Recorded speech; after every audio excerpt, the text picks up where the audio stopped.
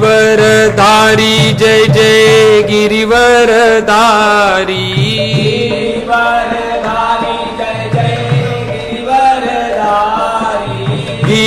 गिरिवरधारी जय जय गिरिवरधारी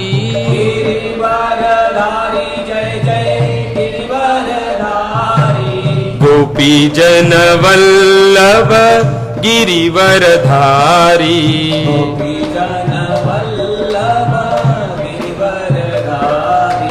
गोपी जन वल्लभ गिरिवरधारी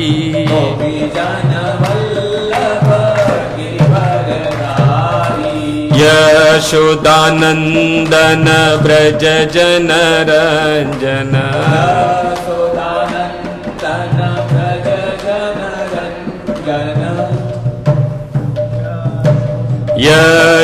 यशोदानंदन ब्रज जन रंजन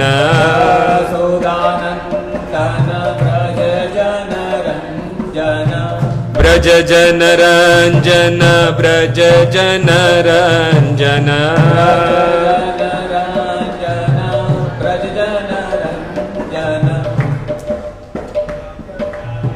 यमुना तीरवनचारी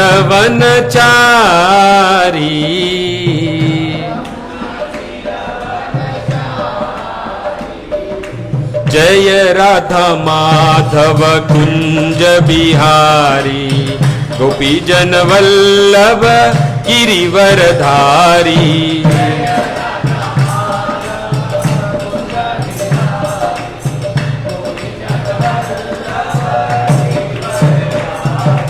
जय राधा माधव कुंज बिहारी गोपी जन वल्लभ गिरिवरधारी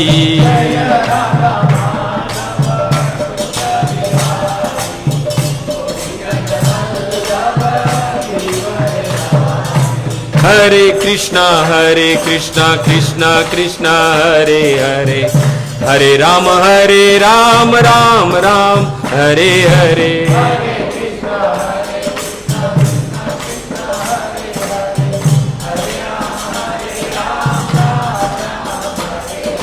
हरे कृष्णा कृष्णा कृष्णा हरे हरे हरे राम राम राम हरे हरे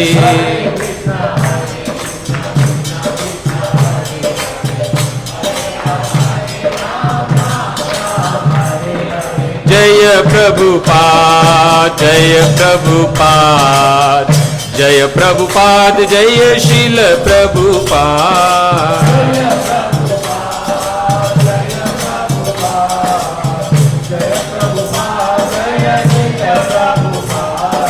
जय गुरुदेव जय गुरुदेव जय गुरुदेव जय शील गुरुदेव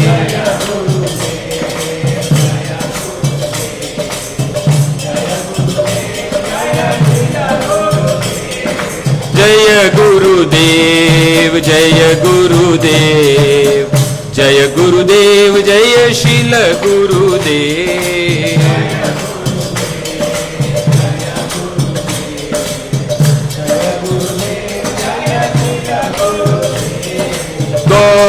गौरनिताय गौरनिताय गौर गौर गौर गौर गौरनिताय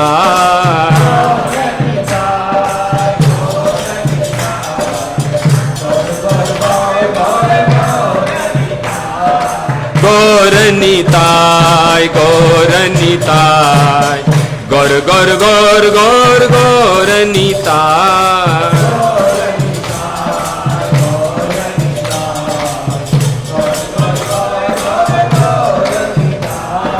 वृंदावन धाम जय जय गौरनिताय मायापुर धाम जय जय गौरनिताय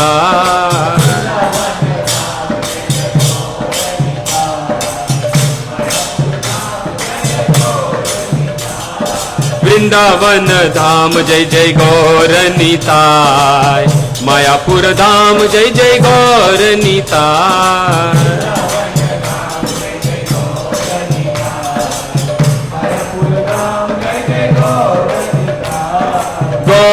निताय गौर निताय गौर गौर गौर गौर गौर निताय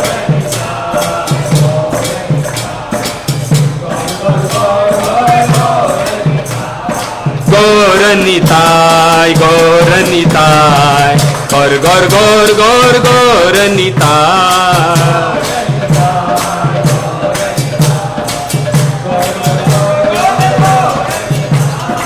युग धर्म हरिनाम संकीर्तन की जगत गुरु श्रील प्रभुपाद की निताय गौर हरि प्रेमानंदे।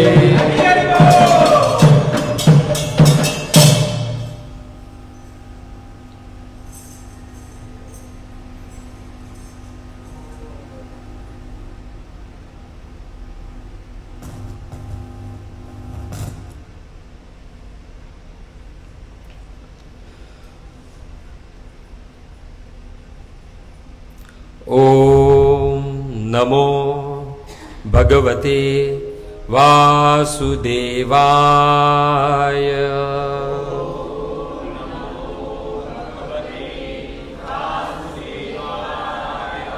ओम नमो भगवते वासुदेवाय।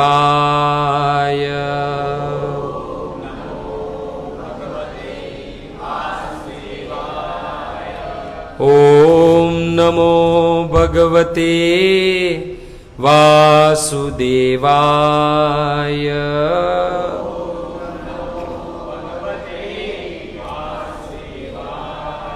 नारायणं नमस्कृत्यं नरं चैव नरोत्तमं देवीं सरस्वतीं व्यासं ततो जयमुदीरये। नष्टप्रायेषु अभद्रेषु नित्यं भागवत सेवया भगवती उत्तम श्लोके भक्तिर्भवतीर्नेष्टकी। ओम अज्ञानतिमिरानन्दस्य ज्ञानाञ्जनशलाकया चक्षुरुन्मीलितं येन तस्मै श्रीगुरुवे नमः। श्रीचैतन्यमनोभीष्टं स्थापितं येन भूतले स्वयं रूप कदा मह्यं ददाति शब्दान्तिकं। नमोऽहं विष्णुपादाय कृष्णप्रेष्ठाय भूतले श्रीमते भक्तिवेदान्त स्वामिनिति नामिने। नमस्ते सारस्वते देवे गौरवाणी प्रचारिणे निर्विशेष शून्यवादी पाश्चात्य देश तारिणे। हे कृष्ण करुणा सिंधु दीनबंधु जगतपते गोपेश गोपिका कांत राधा कांत नमस्तुते। तप्त कांचन गौरांगी श्री राधे वृंदावनेश्वरी वृषभानुसुते देवी प्रणमामि हरिप्रिये। वाञ्छा कल्पतरुभ्यश्च कृपा सिन्धुभ्येव च पतितानां पावनेभ्यो वैष्णवेभ्यो नमो नमः। जय श्री कृष्ण चैतन्य प्रभु नित्यानंद श्री अद्वैत गदाधर श्रीवासादि श्री गौर भक्त वृंद। हरे कृष्णा कृष्णा कृष्णा हरे हरे हरे राम राम राम हरे हरे। हरे कृष्णा कृष्णा कृष्णा हरे हरे हरे राम राम राम हरे हरे। हरे कृष्णा कृष्णा कृष्णा हरे हरे हरे राम राम राम हरे हरे। जय जय राधा रमण जय जय नवल किशोर जय गोपी चित चोर प्रभु जय जय माखन चोर जय जय माखन चोर। श्री कृष्णचंद्र भगवान की, श्री रामचंद्र भगवान की। करारविंदे न पदारविंदम, मुखारविंदे विनिवेशयन्तम्। वटस्य पत्रस्य पुटे शयानम्, बालं मुकुन्दं मनसा स्मरामि। जिह्वे पिबस्वा मृतमेतदेव, गोविन्द दामोदरमाधवेति।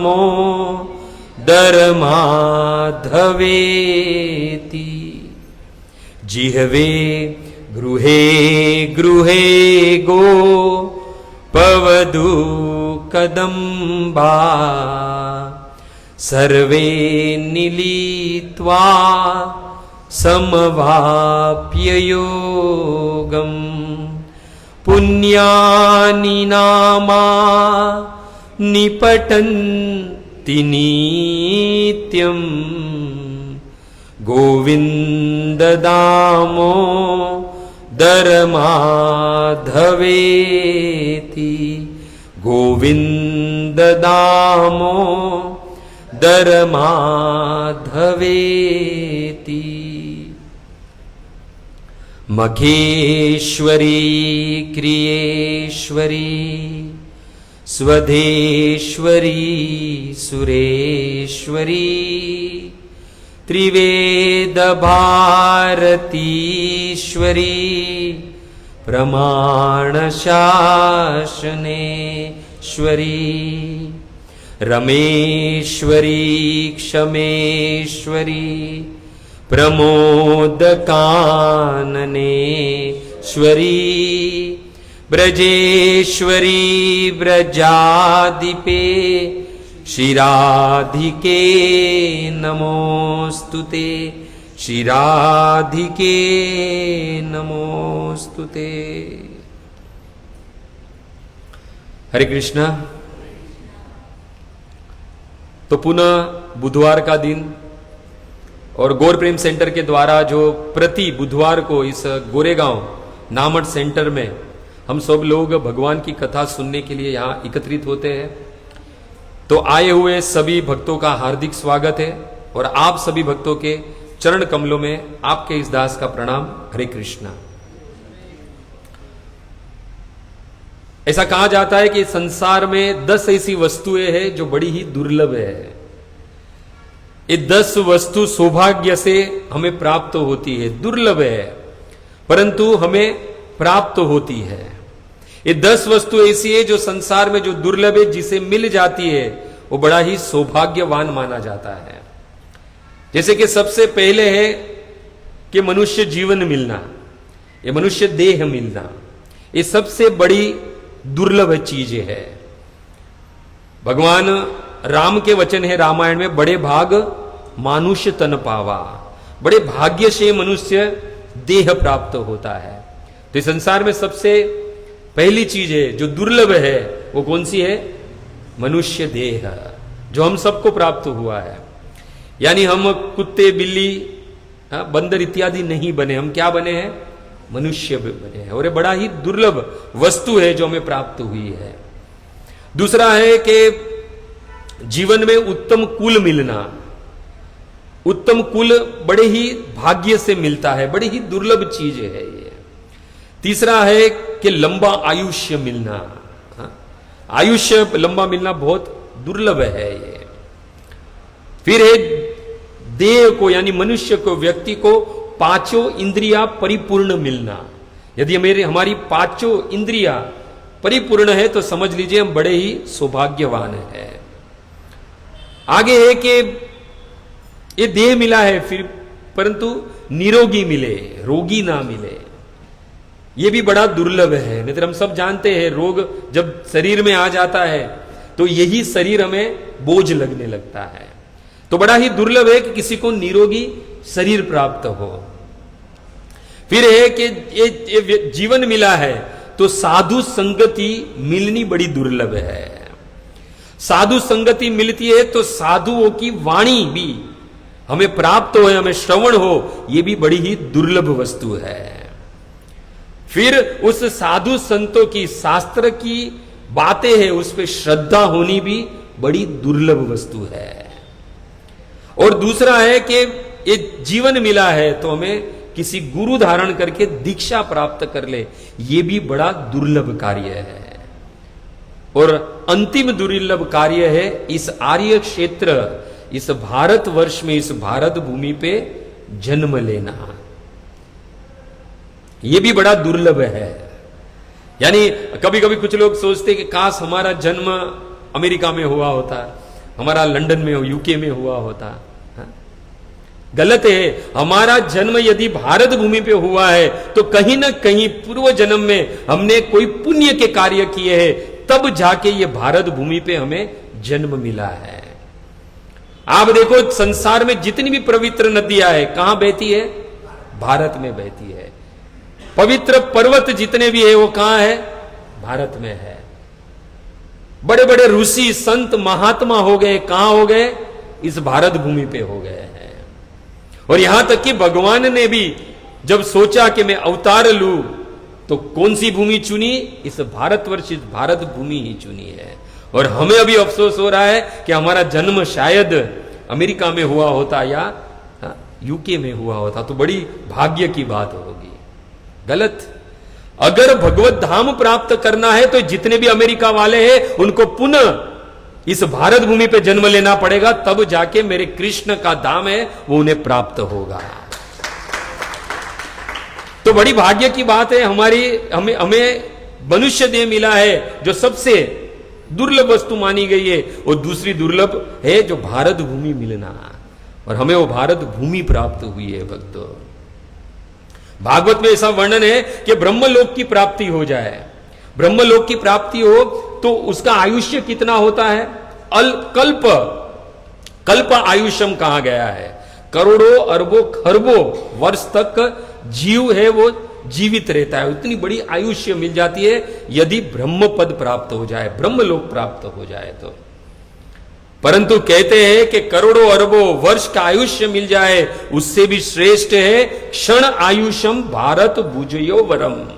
क्षण भर का भी यदि आयुष्य में इस भारत भूमि पे मिल जाए तो सबसे बड़ा श्रेयकर, सबसे बड़ा श्रेष्ठ माना गया है। और आज उसी भारत भूमि का आज 26 जनवरी है, गणतंत्र दिवस जिसे कहते हैं। ऐसे देखा जाए तो भारत जब आजाद हुआ वो डेट कौन सी है? 15 अगस्त 1947। उस वक्त, उस दिन भारत आजाद हुआ था। उसके बाद इस भारत का संविधान बनाने के लिए 2 वर्ष 11 महीने और 18 दिन लगे थे डॉक्टर बाबा साहेब आंबेडकर को। और बाद में 26 नवंबर को 1949 को उन्होंने ये सारा संविधान बनाकर डॉक्टर राजेंद्र प्रसाद को प्रस्तुत किया था, जो उस वक्त पे सभा के अध्यक्ष थे। और 26 जनवरी 1950 को यही संविधान जो है वो इस भारत में लागू हुआ, जिस दिन को आज हम मना रहे हैं, जिसे गणतंत्र दिवस कहते हैं, 26 जनवरी। अभी ये जैसे कि देश आजाद हुआ तो 15 अगस्त के दिन जो ध्वज है हमारा भारत का, वो कौन लहराते हैं? हमारे प्राइम मिनिस्टर, प्रधानमंत्री है जो वो लहराते हैं। परंतु ये जो आज का दिन है, उस वक्त आज के दिन जो ध्वज लहराते हैं वो कौन लहराते? राष्ट्रपति लहराते हैं। जब देश आजाद हुआ तभी राष्ट्रपति का पद अस्तित्व में नहीं था, वो बाद में नियुक्त हुआ गया है। जब 15 अगस्त का जो ध्वज लहराता है वो पहले से खुला हुआ रहता है और उसे दूरी खींचकर उसे लहराया जाता है। परंतु आज का जो ध्वज होता है पहले घड़ी करके, फोल्ड करके फिर उसको लहराया जाता है। तो आज ही के दिन देश को चलाने के लिए संविधान बनाया गया था, जिसे इंग्लिश में कॉन्स्टिट्यूशन कहते हैं। बराबर है प्रभु, अंग्रेजी थोड़ा हमारा कमजोर है। कॉन्स्टिट्यूशन कहते हैं जिसे। अच्छा, ये संविधान मतलब क्या, जो बाबा साहेब आम्बेडकर जी ने बनाया था वो। तो संविधान मतलब क्या? संविधान मतलब कानून के रूप में बने हुए मौलिक नियम और सिद्धांत, जिसे संविधान कहते हैं। दूसरे शब्द में कहूं तो उत्तम प्रबंध, जिसे संविधान कहते हैं। राजनैतिक व्यवस्था, जिसे संविधान कहते हैं। न्याय व्यवस्था, जिसे संविधान कहते हैं। और नागरिकों के हितों में जो है उसे क्या कहते हैं? संविधान कहते हैं। तो संविधान कब बना? जब हम आजाद हुए तब। बराबर है। तो पहले तो अपने आप से पूछिए, क्या हम आजाद हो चुके हैं? आज ही सुबह सुबह में हमारे जो बिल्डिंग है उसमें ध्वज वंदन हो रहा था। जितने भी लोग आए वो सबने इंग्लिश में स्पीच दी। बताए कहां हम आजाद हैं? अभी भी उस अंग्रेजों की अंग्रेजी हम लोग घिसे जा रहे हैं। और हम कहते हैं कि हम आज ध्वज वंदन करते हैं, आज हमें बहुत ही खुशी है क्योंकि भारत देश आजाद हुआ है। हमारे बिल्डिंग में सब लोग नए नए जो आए थे उनका इंट्रोडक्शन था कि आज का दिन है, कोई नए लोग आए हैं बिल्डिंग में रहने, तो आप अपना इंट्रोडक्शन दो, परिचय दो। तो कम से कम 10-15 जन थे, 10-15 ने अपना इंट्रोडक्शन दिया कि my name is something, I am coming from there, I am staying in Borivali, now I am staying in this Romil Diva building, वगैरह वगैरह, एक्सेट्रा एक्सेट्रा। सब लोग ने इंग्लिश में स्पीच दी। फिर ऐसा कहा गया कि कोई है ऐसा कि जो 2 मिनट तक बिना इंग्लिश का शब्द प्रयोग किए बगैर 2 मिनट तक बोल पाए? किसी ने भी हाथ खड़ा नहीं किया। बताओ। और हम अपने आप को क्या समझते हैं कि हम आजाद हो चुके हैं? बताओ। फिर बाय डिफॉल्ट मैंने हाथ खड़ा कर दिया, तो मुझे फिर माइक दिया गया, मैंने कुछ थोड़े शब्द बोले। परंतु क्या है, हम हमारे इस तरह से हम लोग ढक चुके हैं, डल चुके हैं कि हमें इंग्लिश भी अगर कोई बोलता रहेगा ना, कोई भारतीय बंदा, तो बहुत कम है जो बहुत फ्लुएंट इंग्लिश बोलते हैं। बाकी हमारे कमल लोचन प्रभु कहते हैं कि 10 मिनट में 5 मिनट तो अ आ ई वही बोलता है, इंग्लिश बोलते बोलते भी।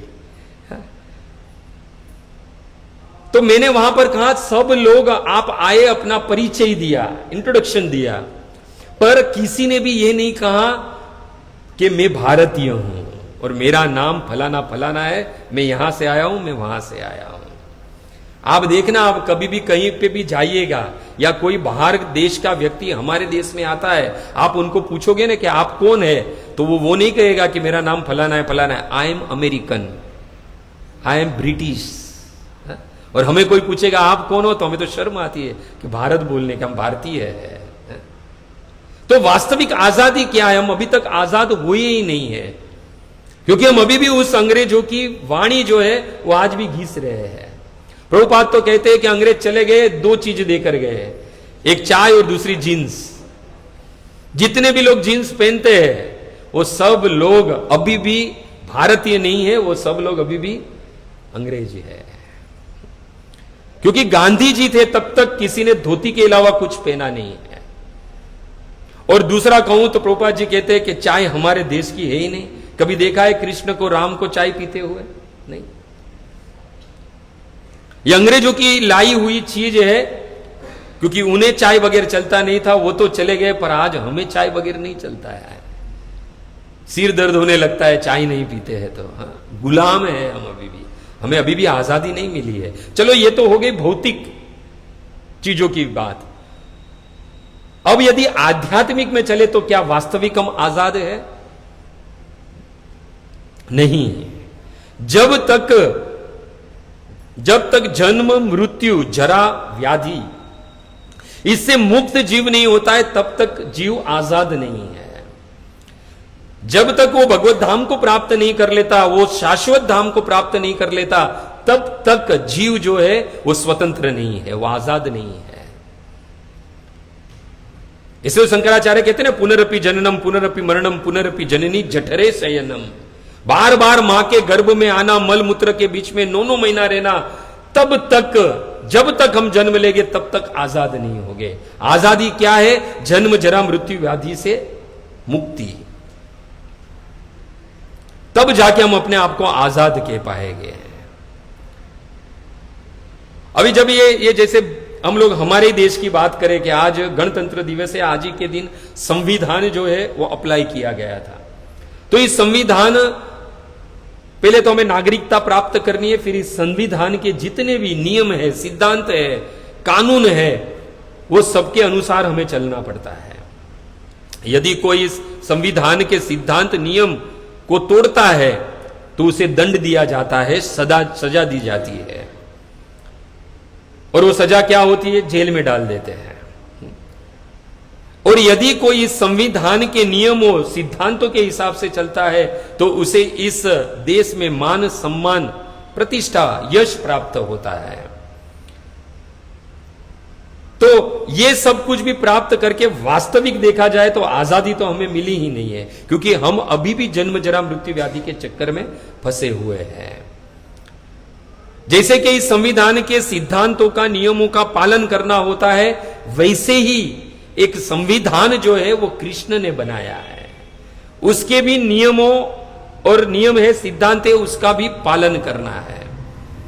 तो प्रश्न उठ सकता है कि यदि वास्तविक आजादी चाहिए तो कृष्ण के द्वारा बनाए गए संविधान पे यदि हम चलते हैं तो हमें ये वास्तविक आजादी, जिसे जन्म जरा मृत्यु व्याधि कहते हैं, उससे मुक्ति मिल जाए। तो ऐसा है कि ये वास्तविक जो संविधान है वो, पहले तो प्रश्न उठे किसने बनाया है, वो संविधान कौन सा है, किसने बनाया है, उसके नियमों का उल्लंघन करने वाले को क्या सजा और क्या दंड मिलता है। तो भौतिक जगत का संविधान होता है जो भारत के लोगों ने बनाया, जैसे बाबा साहेब आंबेडकर जी ने बनाया। और यदि अमेरिका का संविधान देखा जाए तो जॉर्ज वॉशिंगटन के अध्यक्षता में जेम्स मेडिसिन ने बनाया है। परंतु ये सारे संविधान बना के भी हमें वास्तविक आजादी नहीं मिलती है, जन्म जरा मृत्यु व्याधि से नहीं आजादी मिलती है। तो वो आखिर वो संविधान कौन सा है जिसके नियमों और सिद्धांतों पर चलने से हमें वास्तविक आजादी मिल सकती है? तो वो संविधान का नाम है वेद। क्या है? वेद और शास्त्र। और वेद और शास्त्र में जो लिखा है उसे धर्म कहते हैं। क्या कहते हैं? धर्म कहते हैं। और धर्म के अपने सिद्धांत और अपने नियम है।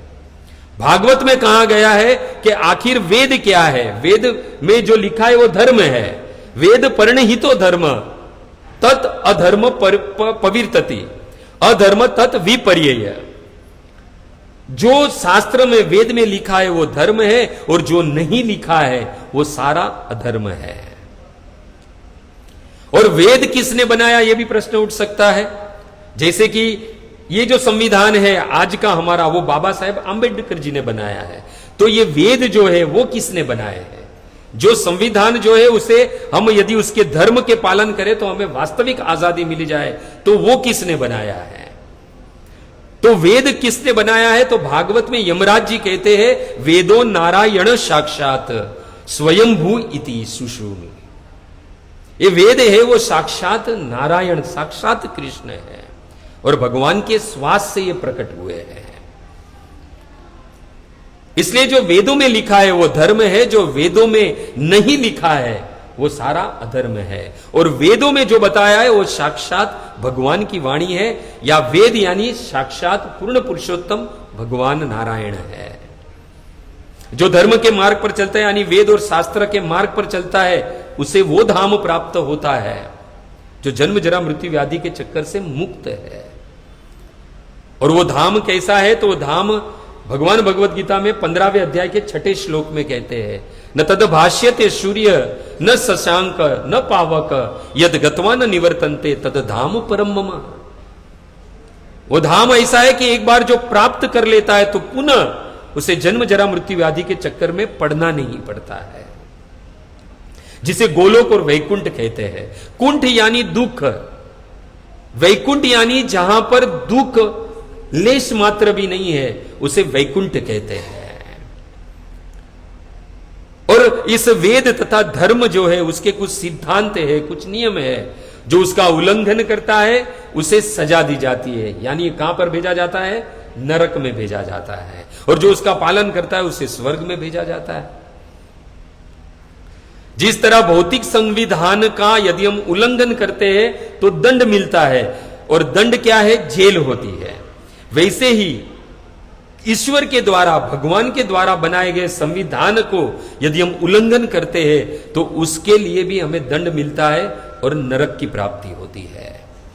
जैसे इस भौतिक संविधान में अलग अलग नियमों का यदि हम उल्लंघन करते हैं तो अलग अलग सजा है, वैसे ही ईश्वर के द्वारा बनाए गए संविधान यानी वेद धर्म में भी यदि हम पालन, उसके नियमों का उल्लंघन करते, पालन नहीं करते हैं तो अलग अलग सजाएं दी जाती है।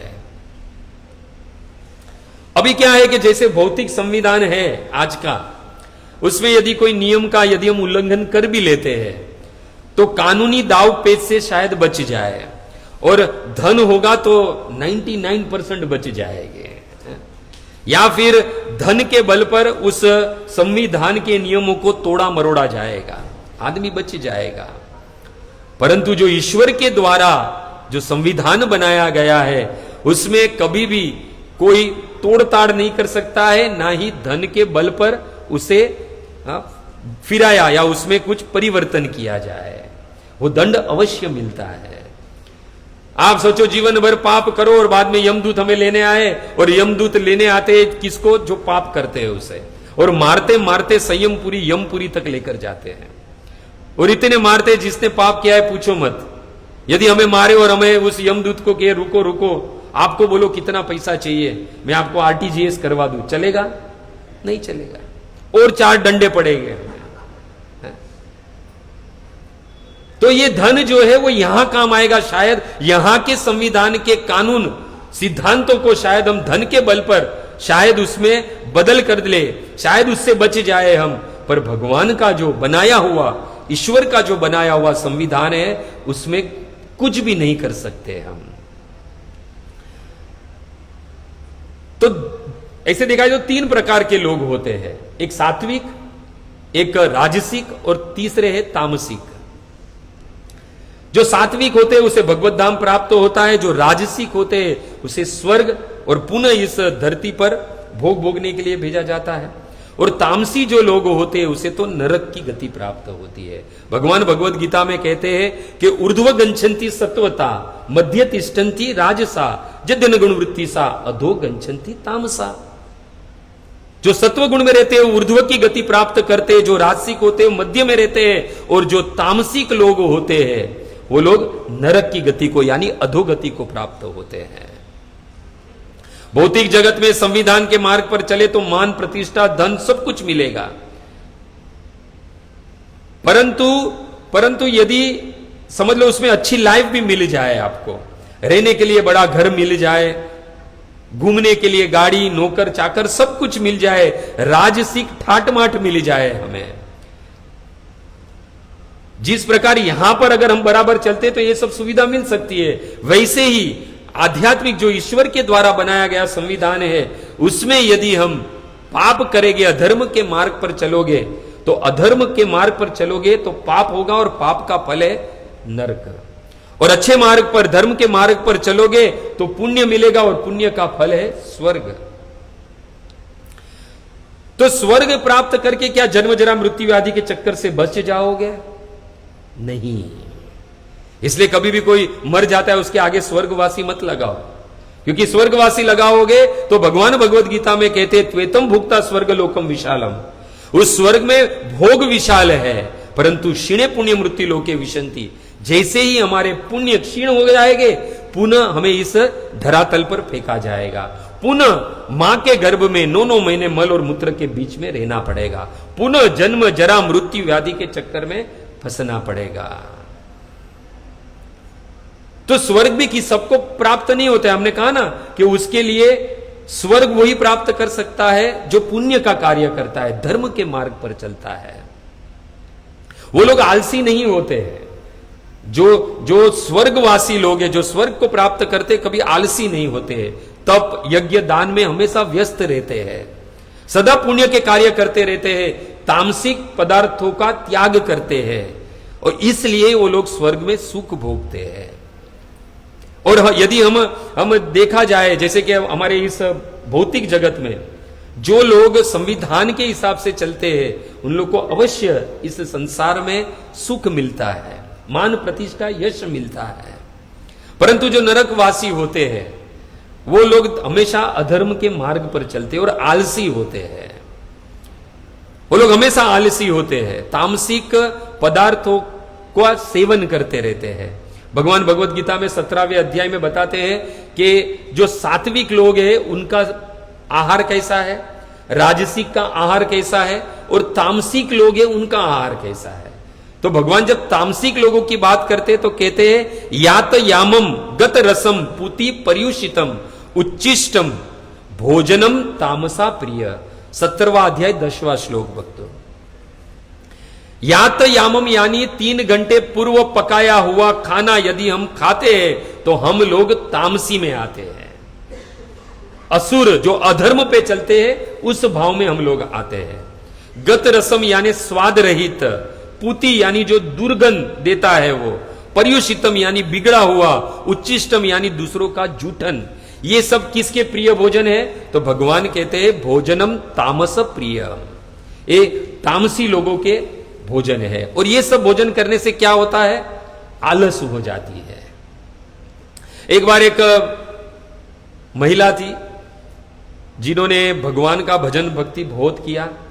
देखो, यज्ञ करो, तप करो, दान करो, इस सब का फल क्या है? स्वर्ग। पर यदि यज्ञ, दान और तप करो परंतु उद्देश्य यह है कि कृष्ण की प्रसन्नता हेतु हो, तो ये सारे कार्य जो है वो भक्ति बन जाते हैं। और भक्ति का फल क्या है? भगवत धाम। देखो, पुण्य का फल है स्वर्ग, बाद में पाप का फल है नरक, और भक्ति का फल क्या है? भगवत धाम भक्तों। तो उस महिला ने, उस बूढ़ी औरत ने बहुत भजन भक्ति की थी, आपकी जैसे ही थी। तो बहुत भजन भक्ति की थी उन्होंने। तो साक्षात यमराज लेने के लिए आए, यमदूत नहीं आए, साक्षात यमराज उन्हें लेने के लिए आए। और यमराज भी धर्मराज बनकर आए थे और उनसे कहा कि तुम्हारा समय पूरा हो गया है, मैं तुम्हें लेने के लिए आया हूं। तो उस बूढ़ी औरत ने कहा तो मुझे चलना कहां है, स्वर्ग में या नरक में? तो यमराज ने कहा कि नहीं नहीं, तुम्हें तो भगवत धाम चलना है, स्वर्ग और नरक में नहीं जाना है। तुम्हें तो वो धाम प्राप्त हो गया है कि पुनः तुम्हें इस जन्म जरा मृत्यु आदि के चक्कर में फंसने की जरूरत नहीं है। बुजुर्ग महिला थी, वो बड़ी भक्ति भाव वाली थी, बड़ी ही प्रसन्न हुई कि चलो अभी भगवत धाम प्राप्त हो जाए। तो उसने एक विनती की यमराज से कि देखो, मैंने यहां पर जब जितने समय रही मैं, उसमें स्वर्ग और नरक के बारे में बहुत कुछ सुना मैंने। तो मेरी एक इच्छा है, कामना है, यदि आप पूर्ण कर सको कि मुझे स्वर्ग भी देखना है और नरक भी देखना है, और बाद में भगवत धाम चले जाएंगे। अभी इतनी भजन भक्ति की थी कृष्ण की, तो यमराज भी मना नहीं कर पाए। यमराज ने कहा जैसी आपकी इच्छा, तो बताओ आपको पहले कहां लेकर चलूं, स्वर्ग या नरक? तो उसने कहा पहले मुझे नरक में लेकर चलो, मुझे देखना है नरक कैसा है। यमराज जी ने कहा जैसी आपकी इच्छा, नरक में लेकर गए। नरक में जैसे ही प्रवेश करने लगे तो पहले से ही उन्हें चीखने चिल्लाने की आवाज आने लगी। तो तुरंत ही उस नरक में जाके देखा तो सब लोग पीड़ित थे, सबको दंड दिए जा रहे थे और सबके शरीर दुबले पतले थे।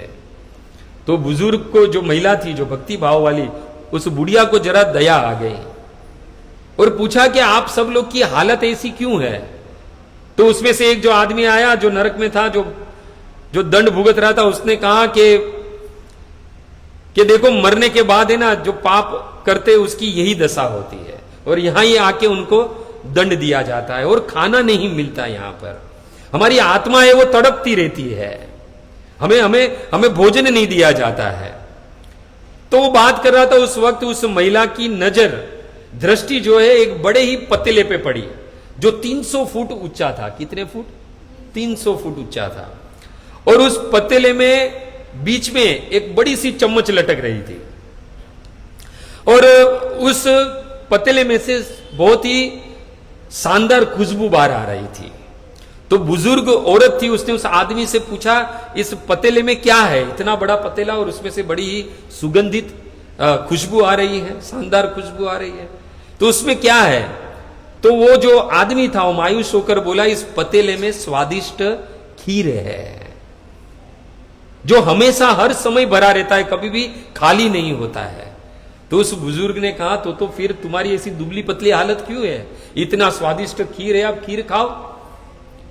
तो कहा ये 300, उस आदमी ने कहा 300 फीट ऊपर है और हम में से कोई भी इस पतीले तक पहुंच नहीं पाता है।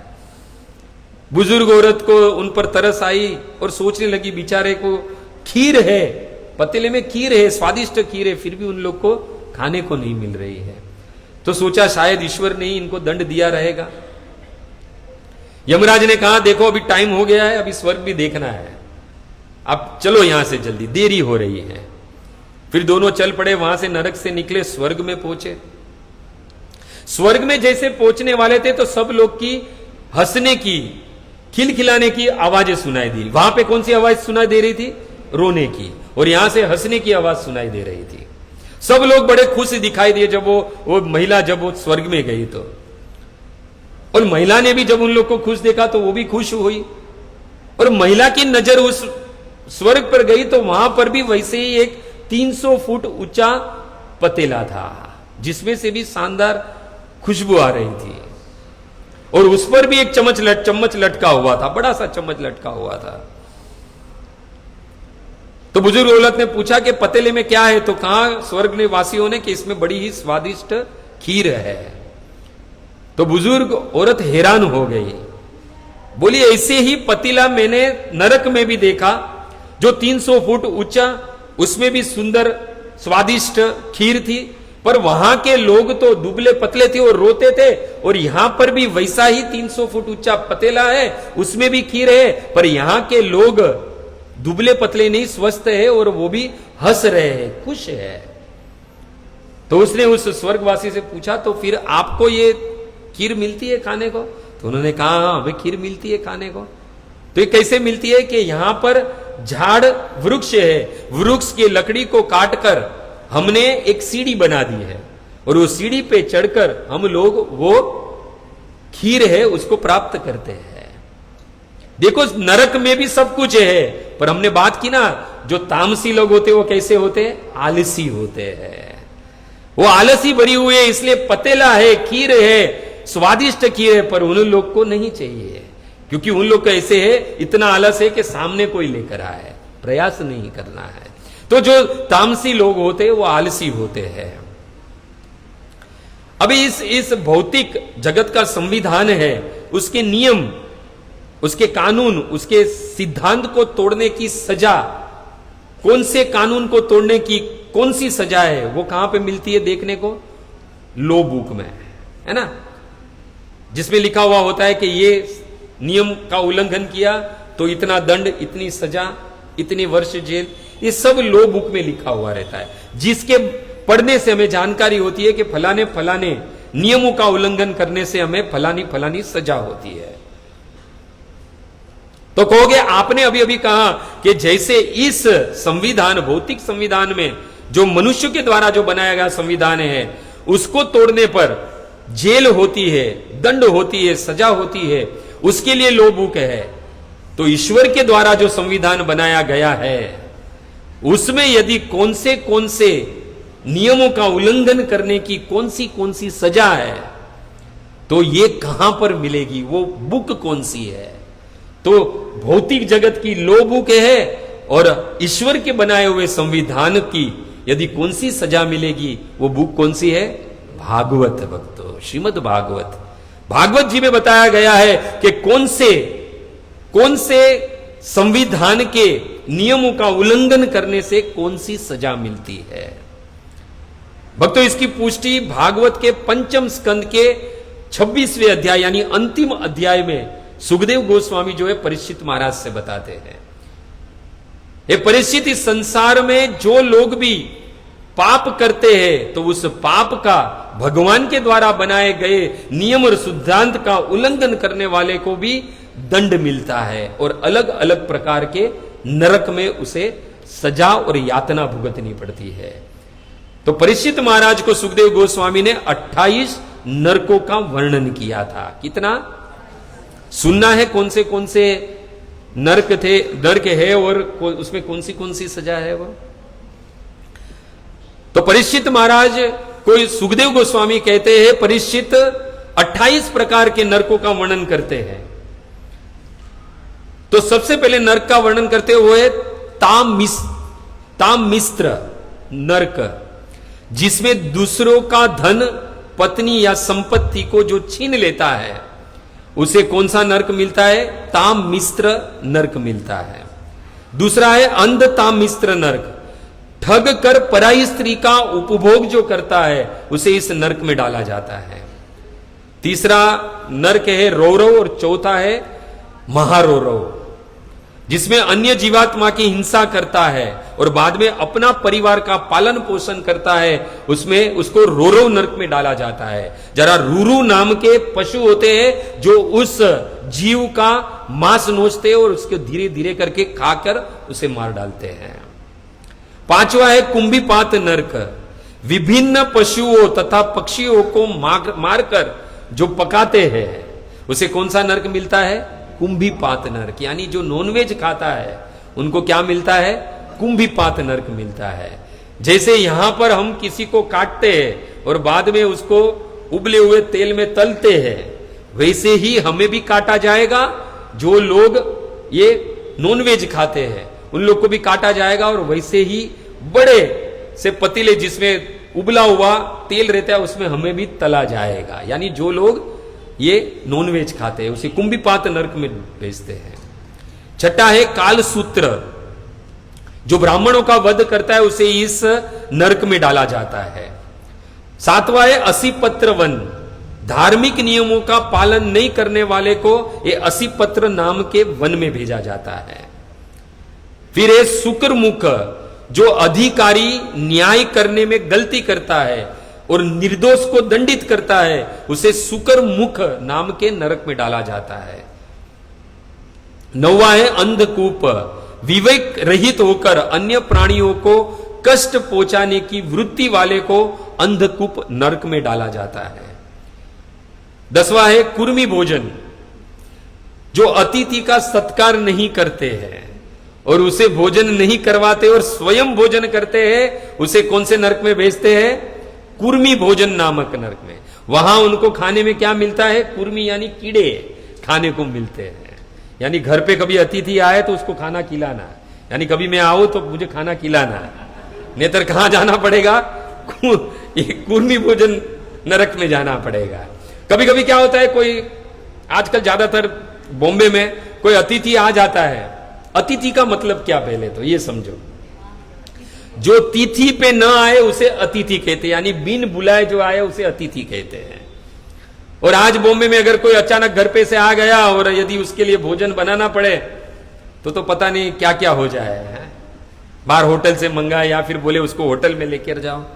तो यहां पर बताया गया है कि अतिथि आता है उसका सत्कार नहीं करते हैं, पहले तो मुंह ही बिगड़ जाता है क्योंकि बिना कहे आया है।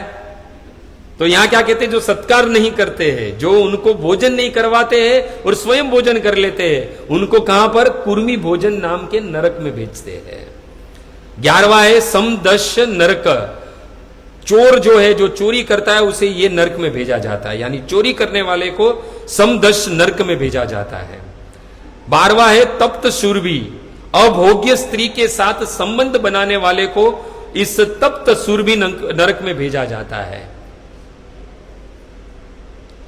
बाद में 13वां वज कंटक सालमली, जो पशु के साथ यौन संबंध बनाते हैं उसे इस नरक में भेजा जाता है। 14वां है वैतरणी नरक, उच्च कुल में जन्म लेकर भी तद अनुकूल कार्य न करने वाले को रक्त, पयु और मूत्र की जो वैतरणी नदी है, जो नरक है, उसमें उसको भेजा जाता है, उस नदी में रखा जाता है। 19वां पयोद नरक, यानी पशु की भांति रहने वाले व्यक्ति को, यानी पशु पता है ना हमेशा सोया रहता है, आलसी रहता है। ये जितने भी लोग सुबह में देर बजे तक लेटे रहते हैं, कोई काम करने में आलस रहते हैं, ये सब लोग को कहां भेजा जाएगा? पुयोद नरक में भेजा जाएगा। 16वां है प्राणरोध नरक। वन के पशुओं की बिना स्वीकृति के क्रूरता पूर्वक उसका वध करता है, उसे प्राणरोध नरक में भेजा जाता है। विष सन नरक, जो व्यक्ति धर्म के नाम पर पशु की हत्या करता है, उसे विष सन नरक में भेजा जाता है। 18वां है लाला भक्ष नरक, जो अपनी पत्नी को अपना वीर्य पिलाता है, उसको ये लाला भक्ष नरक में भेजा जाता है। सार में यादन नरक, यानी जो किसी के घर में आग लगाता है या किसी को विष दे देता है, तो उसे कौन से नरक में जाना पड़ता है? सार में यादन नरक में। अविची नरक 20वां नरक, झूठी गवाही देने वाले को, यानी झूठी गवाही देके जो अपनी जीविका चलाता है, अपना पालन पोषण करता है अपने परिवार का और अपना, उनको अविची नरक में डाला जाता है। 21वां है अयपान नरक, जो लोग दारू पीते हैं उसे अयपानक नाम के नरक में लेकर जाते हैं और वहां पर उनको दारू नहीं पिलाते हैं, लोहे का गरम गरम प्रवाही करते और प्रवाही उसके मुंह में जबरदस्ती डाला जाता है। जो मदिरा का पान करता है, जो दारू पीता है, उसे अयपानक नरक में डाला जाता है। 22वां है शार करदम, जो बड़ों के प्रति आदर भाव नहीं प्रकट करता है, यानी जब कोई बड़ा आ जाए और उसे आदर नहीं देता है, उसकी भी सजा है। देखो, बहुत इस ईश्वर के बनाए हुए संविधान में बहुत छोटी छोटी चीज की भी सजा है, ये बात समझ लेना। 23वां नरक है रक्षोगण भोजन, भैरव को नर बलि देने वाले व्यक्ति को इस रक्षोगण भोजन नाम के नरक में भेजा जाता है। शूल प्रोत्तर नरक, पालतू पशुओं को मारने वाले को इस शूल प्रोत्त नरक में भेजा जाता है। दंड शुक नरक, अन्यों को सताने वाले को नरक में। 26वां है अवट निरोध, जीवित प्राणी को गुफा के भीतर बंद कर देता है, यानी वो आप लोग जो तोते वगैरह भी पाल के रखते हो ना, उसको तो बांध ही दिया है, गुफा ही होगी उसके लिए। ये सबको कहां जाना पड़ेगा? अवट निरोध करके जो नरक है उसमें भेजा जाएगा। पर्यावर्तन नरक, घर पे आए अतिथि पर अनावश्यक क्रोध करने वाले को पर्यावर्तन नरक में भेजा जाता है। और 28वां नरक है वो है सूची मुख, धन का चिंतन करने वाले को, जो रात दिन धन का चिंतन करता है, बस कैसे भी करके किसी भी तरह मैं धन कमा लूं, चाहे फिर वो भक्ति का भाव रख के भी या फिर चाहे वो कपट का भाव रखते हुए भी, जो लोग धन का चिंतन रात दिन करते हैं, उनको भगवान सुखदेव गोस्वामी कहते हैं कि उसे सूची मुख नाम के नरक में भेजा जाता है। तो भक्तों, ये है हमारे ईश्वर के द्वारा बनाए गए संविधान, जिसका नियमों सिद्धांतों का यदि हम उल्लंघन करते हैं तो हमें ये सारे नरकों में जाना पड़ेगा और सारे इस प्रकार की सारी सजा भी, दंड भी हमें भुगतना पड़ेगा। जैसे अगर हम बात करें कि हमारे इस भौतिक संविधान की, जिसमें कोई मामूली यदि कोई चोरी करता है तो उसे साधारण लॉकअप में रखा जाता है, फिर कोई उससे थोड़ा बड़ा ज्यादा अपराध करता है तो उसको उस सिटी जेल में रखा जाता है, फिर स्टेट जेल आती है और बाद में सेंट्रल जेल में रखा जाता है, जो बड़ा ही बड़ा अपराध करता है वो। तो वैसा ही कुछ यहां पर भी है। तो यहां पर देखा जाए तो यहां पे प्रश्न उठ सकता है कि जैसे कि हमारे इस संविधान में यदि हम कोई पाप करते हैं, यानी हम कोई नियमों का उल्लंघन करते हैं तो सजा होती है। तो सजा कब होती है? जब साबित होती है, प्रूफ होती है, तब, है ना। अभी ये सारे जो बात हमने सुनी आध्यात्मिक भगवान के द्वारा बनाए गए संविधान में, तो आप कहोगे यदि हम ये पाप करते भी है तो देखता कौन है ये, है ना, ये प्रश्न उठ सकता है। तो देखो, भगवान भगवत गीता में कहते हैं गहना कर्मणो गति, कर्म की गति बड़ी सूक्ष्म है, इसको समझना आसान नहीं है। अच्छे कर्म करोगे, कर्म की गति कैसी है? सूक्ष्म है। अच्छे कर्म करोगे तो फल क्या है? पुण्य। पुण्य का फल क्या है? स्वर्ग। बुरे कर्म करोगे तो उसका फल है पाप, और पाप का फल क्या है? नरक। इसलिए जो कुछ भी हम करते हैं उसकी हमें सजा मिलती है। अच्छा कार्य करोगे तो पुण्य का फल मिलेगा, स्वर्ग मिलेगा।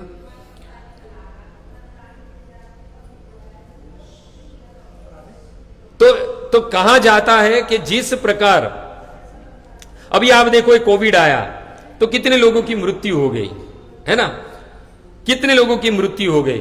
तो देखा जाए तो ये मृत्यु का कारण है, गति नहीं है। ये Covid is a cause of death, वो मृत्यु का कारण है, कर्म का फल नहीं है। वो कारण है मृत्यु का, कर्म का फल नहीं है। गीता में भगवान कहते हैं जातस्य ध्रुवो मृत्यु ध्रुवम जन्म मृत्यु सच। जिसने जन्म लिया है उसकी मृत्यु निश्चित है, मृत्यु के बाद पुनर्जन्म भी निश्चित है। इसलिए मृत्यु का कारण कोई भी हो सकता है, जैसे कैंसर हो जाना, लीवर फेल हो जाना, हार्ट अटैक आ जाना, ये सब क्या है, मृत्यु के कारण है। ये सब मृत्यु के कारण है, ये कर्म का फल नहीं है। कर्म का फल तो वास्तविक मृत्यु के बाद मिलता है, जो हमने सुना ना, मृत्यु के बाद नरक मिलेगा, अलग प्रकार की दंड, अगर अच्छे कर्म किए रहेंगे तो स्वर्ग मिलेगा, और भजन भक्ति की होगी तो भगवत धाम को प्राप्त होगे। तो यहां प्रश्न उठ सकता है कि हमारे अच्छे और बुरे कर्मों का ये हिसाब जो है, वो लेखा जोखा है, वो रखता कौन है। जिस प्रकार हमारे भौतिक व्यवसाय में, बिजनेस में प्रॉफिट लॉस होता है, उसका हिसाब लेखा जोखा, किसने कितना गुनाह किया है, उसकी सजा का लेखा जोखा, ये सब लोग कौन रखता है, सरकारी अधिकारी, हमारे बिजनेस का अकाउंटेंट जो रहता है वो लेखा जोखा रखता है। तो हमारे कर्मों का भी लेखा जोखा करने के लिए यमराज को नियुक्त किया है। और यमराज ने किसको नियुक्त किया है, चित्रगुप्त को। ये चित्रगुप्त कौन है, जो हमारा गुप्त तरीके से चित्र खींचता है, यानी फोटो खींचता है, उसे चित्रगुप्त कहते हैं, है ना। चित्रगुप्त जो गुप्त तरीके से हमारा चित्र ले, उसे चित्रगुप्त कहते हैं। तो प्रश्न उठ सकता है, क्या ये चित्रगुप्त के पास कोई सीसीटीवी कैमरे हैं कि जिसके कारण उसे पता चल जाता है ये आदमी ने ये पाप किया इसलिए इसको ये नरक में डालो, इसने ये पाप किया इसको ये नरक में डालो। हा? जैसे कि हमारे भौतिक जगत में हम देखते हैं कैमरा फिट करके रखते हैं, फुटेज निकलती है उसकी, और न्यायालय में जब उसको साबित करते हैं तो वो एक प्रूफ के हिसाब से भी उसे माना जाता है। तो हम जो पाप करते हैं, जो बुरे कर्म करते हैं, तो क्या ये चित्रगुप्त जो है उसके पास भी कैमरे है क्या, ये प्रश्न उठ सकता है। उसके पास भी सीसीटीवी कैमरे है? यस है। और एक नहीं, दो नहीं, तीन नहीं, कितने कैमरे हैं, 12 कैमरे हैं। 12 कैमरे लगे हमारे पे, हमारे अच्छे बुरे सारे कर्मों का लेखा जोखा है। ये 12 जन उसके साक्षी है। और ये कहां पता चलता है कौन से 12 कैमरे हैं, तो वही भागवत जी में। इसलिए प्रभुपाद कहते हैं नित्यम भागवत सेवया, नित्य इस भागवत का पाठ करो, है ना। तो हमारे बुरे और अच्छे जो कर्म है उसके साक्षी जो है वो भागवत के 6 स्कंद के प्रथम अध्याय के 42वें श्लोक में सुखदेव गोस्वामी परीक्षित महाराज को बताते हैं। तो वो कौन से है वो 12 कैमरे? सूर्य अग्नि खम मरु देव, गाइए, सूर्य अग्नि खम मरु देव, सोम संध्या अहनी दिश, सोम संध्या अहनी दिश, कम कु स्वयं धर्म इति, कम कु स्वयं धर्म इति, एते देहस्य साक्षिण, एते देहस्य साक्षिण। तो वो 12 कैमरे कौन से है, वो 12 कैमरे कौन से, जिसके कारण ये चित्रगुप्त जो है हमारे कर्मों क्या लेखा जोखे के हिसाब से हमें स्वर्ग या नरक, और नरक में भेजते हैं तो कौन से नरक में हमें कौन सी सजा मिलेगी। तो सबसे पहले है सूर्य, भगवान भास्कर। भगवान भास्कर साक्षी है हमारे अच्छे और बुरे कर्म के, पहला कैमरा। दूसरा है अग्नि, तीसरा है खम, खम यानी आकाश। चौथा है मरुत, मरुत यानी वायु, हवा। पांचवा है देव, यानी ये 32 करोड़ देवी देवता है, वो भी हमारे अच्छे बुरे कर्म के साक्षी है। छठा है सोम, सोम यानी ये चंद्रमा। सातवां यानी संध्या, यानी सायकाल, जो रात और दिन के बीच का जो समय है, सूर्य अस्त होने के बाद रात्रि तक का जो बीच का समय, से संध्या काल कहते हैं। अहनी यानी दिन और रात। दिशा यानी जितनी भी दिशा है, ये भी हमारे अच्छे बुरे कर्म के साक्षी है। कम यानी जल, कु यानी पृथ्वी, और स्वयं धर्म, सभी जीवों के हृदय में रहने वाले परमात्मा या फिर धर्मराज। ये 12 जो है वो 12 हमारे अच्छे और बुरे कर्म के साक्षी है, जिनके बल पर, जिनके साक्षी के कारण हमें हमारे कर्मों का फल मिलता है भक्तों। इति ही एत देहस्य साक्षिण, ये 12 जो है वो हमारे अच्छे और बुरे कर्म के साक्षी है। जैसे कि सूर्य, तो आप कहोगे सूर्य चले जाएगा तो अभी कौन देखेगा, तो भगवान ने वहां पर फिट कर दिया कैमरा चंद्रमा। आप कहोगे सूर्य और चंद्रमा जब नहीं रहते उस समय कौन सा है, संध्या का, चलो मैं उसमें पाप कर लूं, तो यहां पे संध्या को भी भगवान ने डाला है ना। फिर अग्नि, फिर आकाश, आकाश सर्वत्र है, वो भी हमारा साक्षी है। वायु तो बहता ही रहता है, क्योंकि श्वास लेते वायु बंद तो हम खत्म, यानी वायु भी साक्षी है। चंद्रमा साक्षी, सारी दिशाएं साक्षी है, यहां तक कि जल जो है वो भी साक्षी है, पृथ्वी है वो भी साक्षी है। यानी भक्तों, ये 12 लोग, ये 12 कैमरे हमारे अच्छे और बुरे कर्म के साक्षी है। इससे परम पूज्य गुरु महाराज तो कहते हैं कि जो लोग ये समझते हैं कि हम पाप कर रहे हैं, बुरे कर्म कर रहे हैं, हमें कोई देखता नहीं है, इस संसार का सबसे बड़ा मूर्ख आदमी है। क्योंकि हमें 1-2 नहीं, ये 12 कैमरे हमें हमारे कर्मों के साक्षी है, हमें देख रहे हैं दिन रात। तो ये भौतिक जगत है भक्तों। भौतिक जगत में शायद हम गुनाह कर ले, शायद संविधान के कानून को तोड़े मरोड़े, कुछ भी कर ले, तो शायद इस भौतिक अदालत से हम बच जाए, परंतु उस ईश्वर की अदालत से छूटना असंभव है। भौतिक अदालत में, न्याय में शायद त्रुटि हो जाए, परंतु भगवान के द्वारा नियुक्त किए गए यमराज, धर्मराज और चित्रगुप्त के द्वारा कभी भी त्रुटि नहीं हो सकती है। यहां का शायद कंप्यूटर फेल हो जाए, हैंग हो जाए, पर भगवान का जो बनाया हुआ कंप्यूटर है वो कभी भी हैंग या फेल नहीं होता है।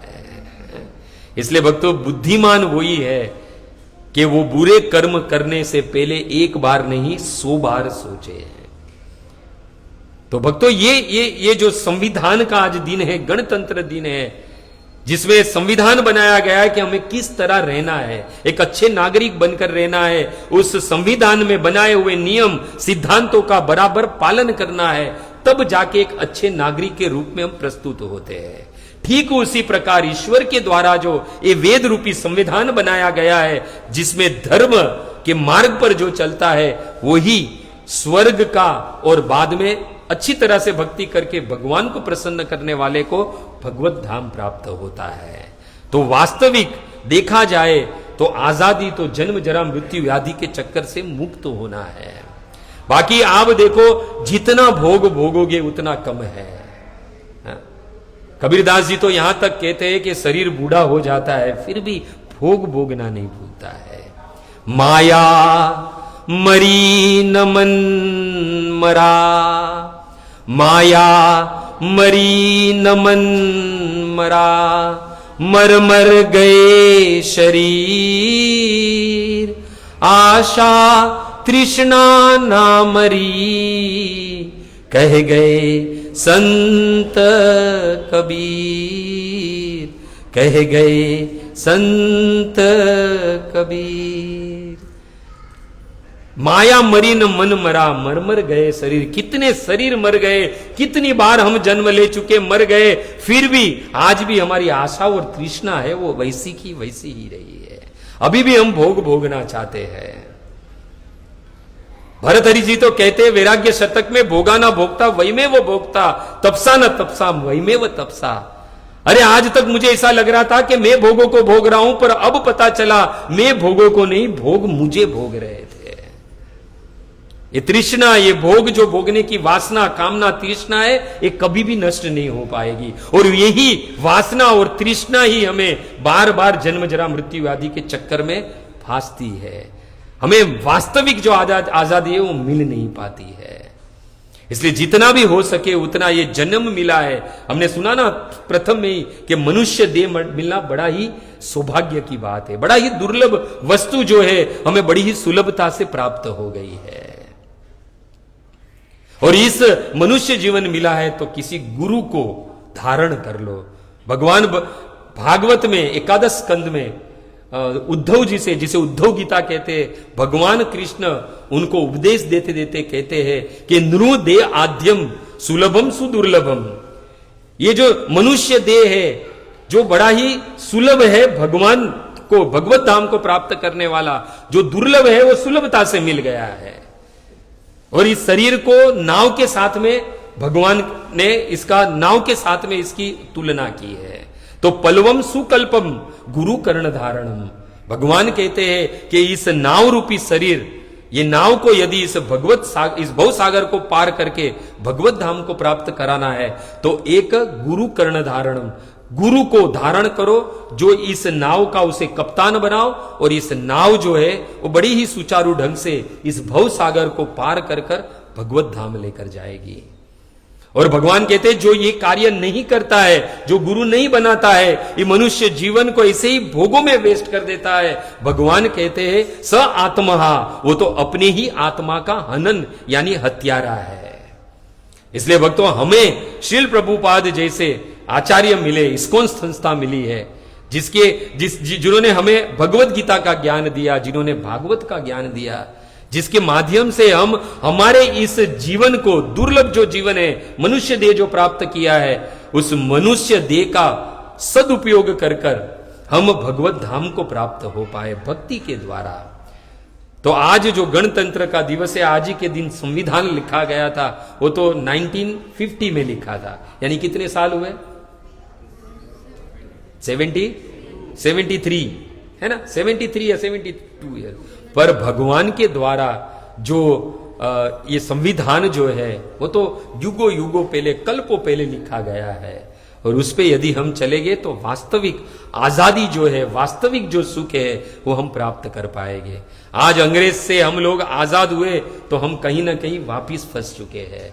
वास्तविक आजादी जीव जब तक इस धरातल पे है तब तक कभी भी उसे वास्तविक आजादी नहीं मिल सकती है।